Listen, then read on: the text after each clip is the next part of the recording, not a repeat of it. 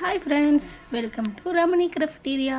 இன்றைக்கி நம்ம பார்க்க போகிறது ஒரு பிளாக் சார்ட்டை வச்சுனா ஒரு கிராஃப்ட் ஐட்டம் தான் பார்க்க போகிறோம். இதை வந்து நம்ம வால் டெக்கர் கூட வச்சுக்கலாம்.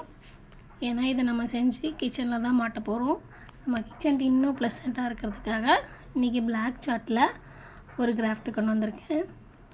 இந்த மாதிரி ரெக்டாங்கிள் ஷேப்பில் ஒரு கிராஃப்ட் செய்ய பிளாக் சார்ட் எடுத்திருக்கோம். இதில் நம்ம வந்து கிச்சனை எழுதி கிச்சனுக்கே உரித்தான அந்த ஸ்பூனு, ஃபோர்க்கு, அந்த கரண்டி இதெல்லாம் வரைஞ்சி ஒரு ஐடியா பண்ணியிருக்கேன். இது வந்து நான் நெட்டில் பார்த்து தான் எடுத்தேன். நெட்டில் அதோடய ரேட்டு வந்து 300 சம்திங் இருந்துச்சுன்னு நினைக்கிறேன்.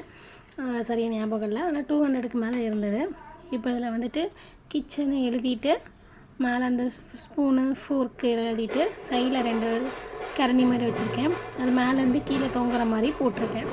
இதை அப்படியே நம்ம வரைஞ்சிருக்கேன்ல, அதை அப்படியே வந்து கட் பண்ணி எடுத்துகிட்டு வந்துடலாம்.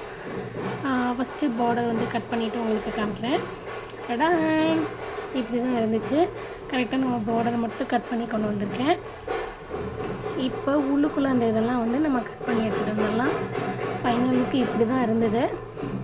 இதை பார்த்தோன்னா தெரியும் உங்களுக்கு, கிச்சன் அந்த உள்ளுக்குள்ளே எல்லாமே கட் பண்ணியிருக்கேன்.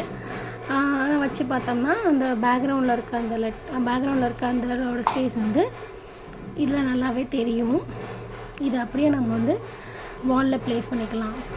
டடான், இப்படி தான் இருந்தது.